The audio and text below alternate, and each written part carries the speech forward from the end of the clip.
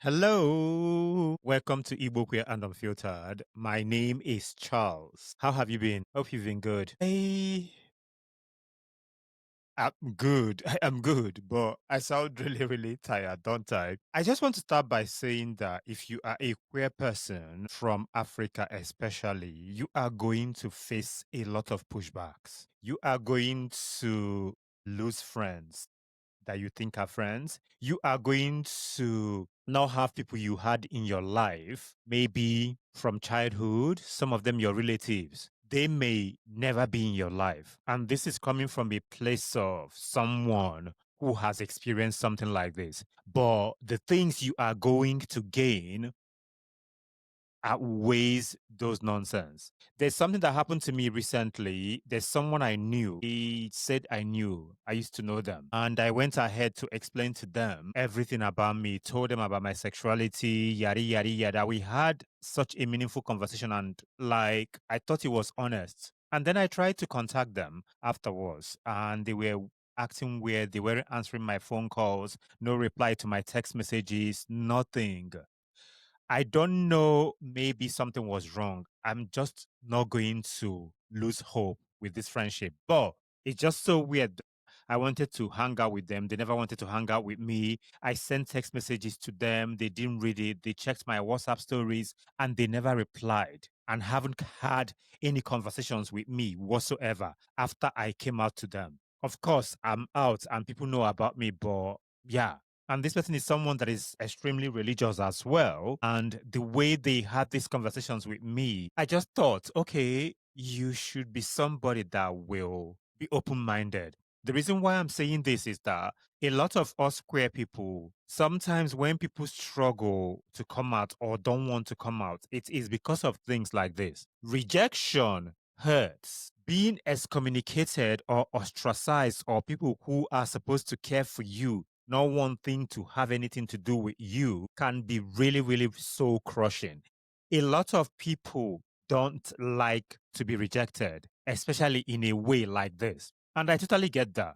But the thing is, do you want to have people in your life that don't really know you, that don't really love you for who you are? That's the question you need to ask yourself. At the end of the day, you are who you are. As long as you are at peace with yourself, then that's what you should move with, if that's the right way to say it. I have been an advocate for you not to, that's everybody is not going to come out. Everybody is not going to come out. But I am of the opinion that you should make peace with who you are. Be at peace with yourself. Because if you are at peace with yourself, it doesn't matter what anybody thinks, how they act, what they do to you. You know that you are not wrong. You are amazing. And that's the most important thing. For me, coming out was the best thing I did for myself because it helped me mentally. I became really okay with myself and I'm able to live my life unapologetically. Of course, you're going to get people who will always say nonsense to you. Like what happened to me on TikTok this past few days. This particular individual came with 5 different accounts. The first time, the second time, the third time, and the fifth time. And on all these occasions, this person kept saying, you will die, you will die, you will die. I blocked him anyway. The thing is that all of us are going to die one day. Nobody's going to leave this earth alive. All of us are going to get old. It's like some of these people who come to me and say to me, oh, you're too old to be gay. I don't understand what it means. Gay people are supposed to be teenager for the rest of their lives? Or is it only teenagers and people in their 20s that are gay? I just don't understand this.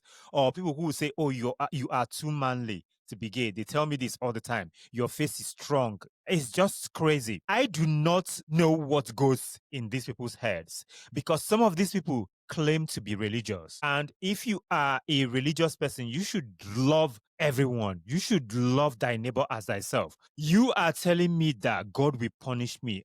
At the same time, you are telling me that I'm going to die, and you call yourself a Christian. You call yourself a religious person. And this is the reason why I have a massive problem with extremely religious people. Because I have said this, most extremely religious people are the most wicked people you can come across in your life. This is based on my personal experiences and the things I have seen happen. They are the most judgmental people. They are the most violent people. They will be the one that will want to force their religion down your throat.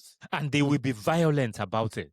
They will be violent with it. Because how do you feel that it is okay for you to always go ahead to force people to believe in God? You're making it by force. And when they don't believe in what you want or act the way you want, you call them non-believers and you call them evil people. Meanwhile, you are the one that is the evil person. The number of times I have been told to repent, that I'm going to hell, repent, it is too late. And then I'm looking at some of these people. Some of these people are murderers, thieves, cheaters, wife beaters, child molesters. And you think that because of someone is gay, that means that that person is evil. My dear, pick your struggles. Pick your struggles. This is why I say that a lot of African people are obsessed with homosexuality. You lot are obsessed with queer people. It is crazy. Let's talk about it honestly, because Africa is not doing what is supposed to be done, what is supposed to be doing. There's so many things that is supposed to be happening in a good way, that you're supposed to be fighting, but you're not doing that. Africa is somehow on fire, not literally, but you know what I mean. Things are not the way it's supposed to be. Inequitable distribution of resources. Things are not really working.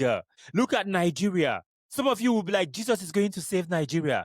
People will save a country, not God. Somehow, where people are the main headline for you. Hey, why are you gay? Why are you gay? Why are you gay? Your nyash is open. They are sleeping with you. They are fucking you. Yeah. Why are you gay? And you would think that gay people caused the inflation, the corruption, the unemployment, and bad governance. The way these people are so obsessed with us. It is crazy. I have said this so many times. Take your fights to your government. Take your frustrations to them. LGBTQIA plus individuals are not the reason why you are poor, are not the reason why your roads are bad, are not the reason why you don't have a future. We are not the reason why, my darlings. I swear.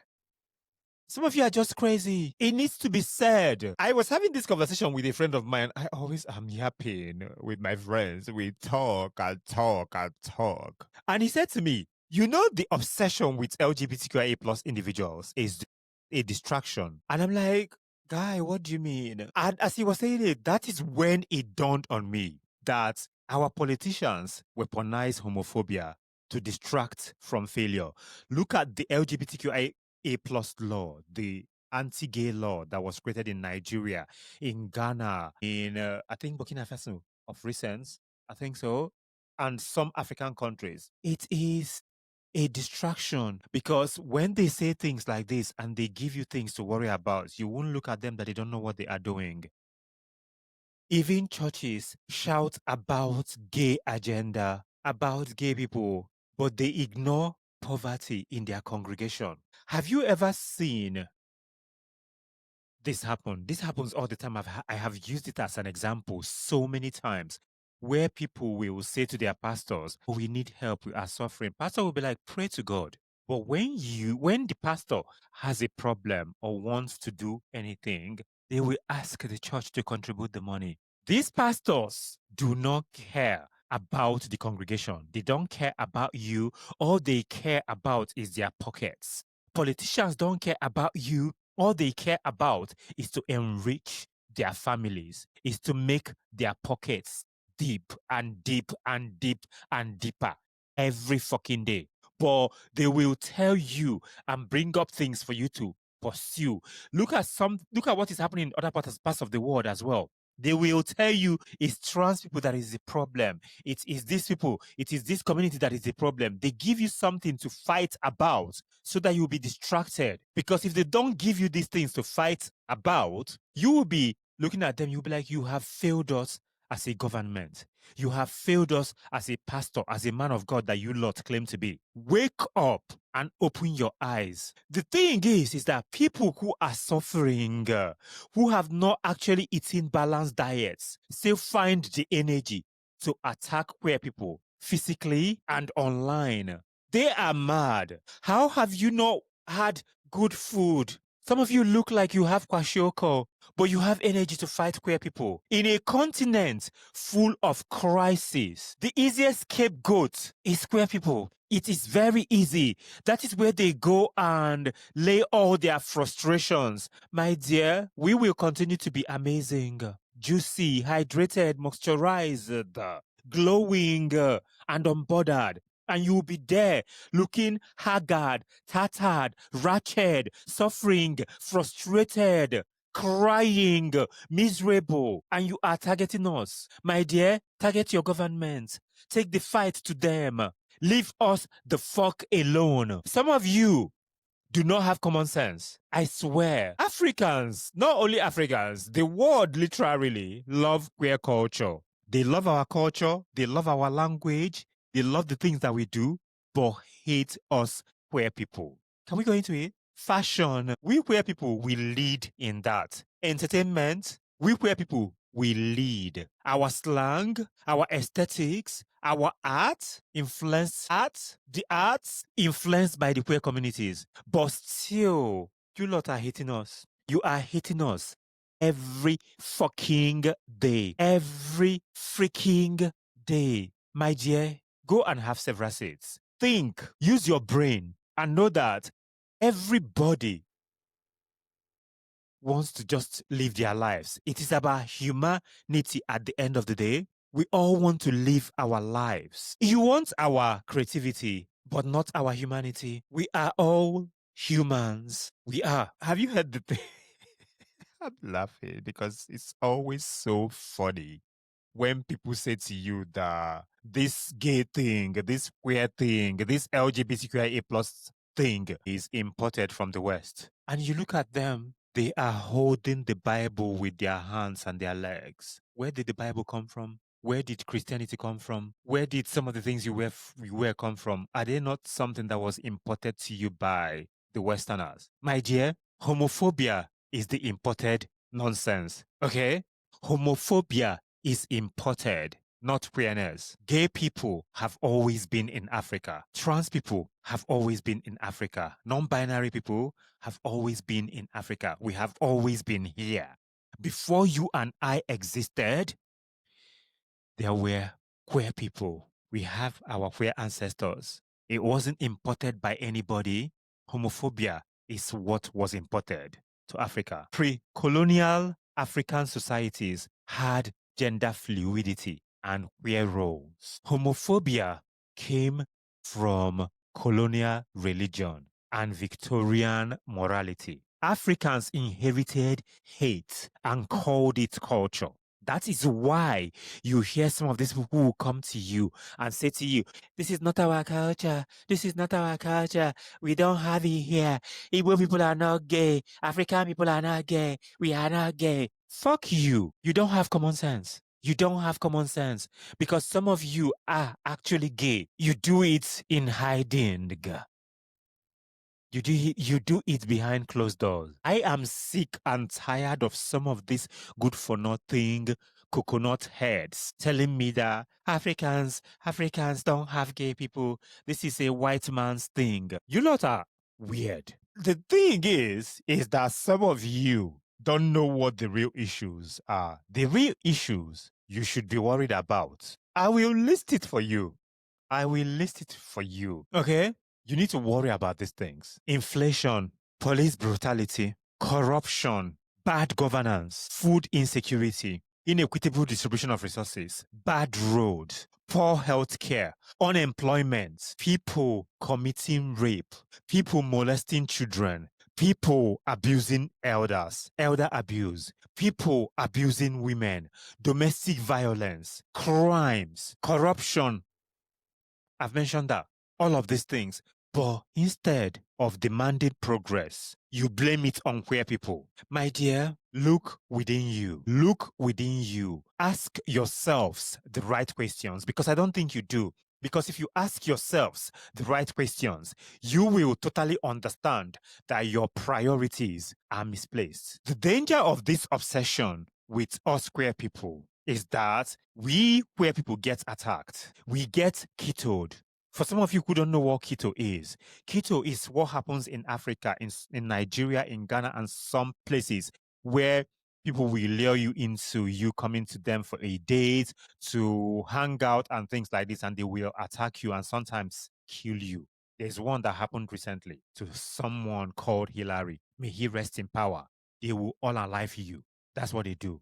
Politicians pass harmful laws because of this. Societies teach violence as morality. Homophobia kills more African queer people than any tradition ever has. This is wild. And some of you who claim that you love your children, as soon as they say that they are queer, you'll be like, I don't like you. I hate you. You don't love your children. I was saying this the other day. Some of us were raised without love, but we were cared for. There's a difference between you caring for somebody and loving them. You providing for food and shelter, and then you turn back. And when they get older, you say to them, I raised you, I carried you for 9 months. Why are you being mean to me? You are not a good son. You are not a good daughter. You expect them to give you every money they made, that they are making, and things like this. You guilt trip them. Meanwhile, you never loved them unconditionally. All you did was care for them. You catered for them. Because love means you are allowed to be vulnerable with your parents. You are allowed to speak to them and tell them how you feel. They understand you and allow you to pursue your passion. They don't judge you. They love you unconditionally. They support whatever you want to do within reason, as long as it's not going to be a problem for you. But some of you, that's not what you do. You just give birth to your children to be your pension. And once they don't do what you want them to do, because you want to live your dreams through them, because you failed. Even brothers and sisters do this.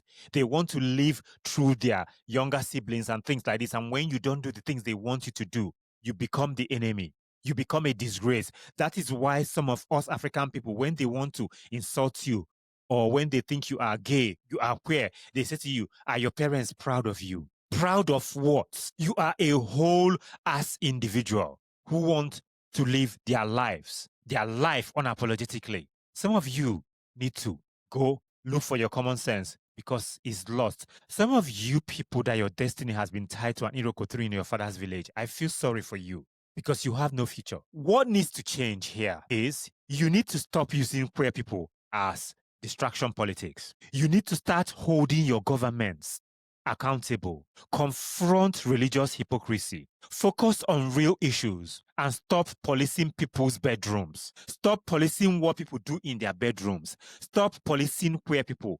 Stop speaking about it all the time. Stop care. Your nyash they leak. You're going to wear diapers when you get old. How is that your business? How is that your business? Think and stop your bullshit. Queer Africans are not your problems. Queer Africans are not your problem. Your leaders are. Your silence is. Your misplaced priorities are. We deserve safety, dignity, and peace. Not your obsession, not your hatred, and definitely not your violence. And for some of you who are always on social media, on these social media streets, being obsessed with gay people, my dear, speak to your ancestors, your fathers, to go and look for that evil person that tied your destiny to an Iroko 3 in your father's village, because we are not your problem. I am just going to stop here. But before I do, I want to ask you a simple question as a queer person. What real issue in your country gets ignored because of homophobia? Because homophobia is louder. We want to know that. We want to know that. Because in my country, Nigeria, there is loads. There is loads. Share this episode to your friends.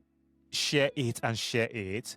Share it. I want to let you know that you are amazing. You are wonderful. You are doing the things. Thank you so much for listening. Have a wonderful time. I have been Charles. This has been Igbo Queer and Unfiltered Podcast. Have a wonderful time. I will see you in the next one.